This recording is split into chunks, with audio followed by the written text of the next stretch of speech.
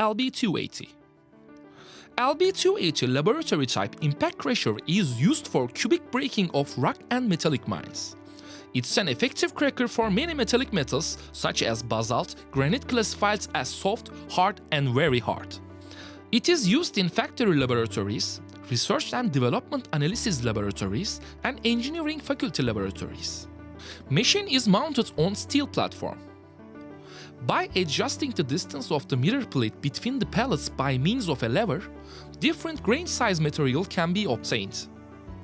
The broken material is collected in the wheeled collection container at the bottom of the platform.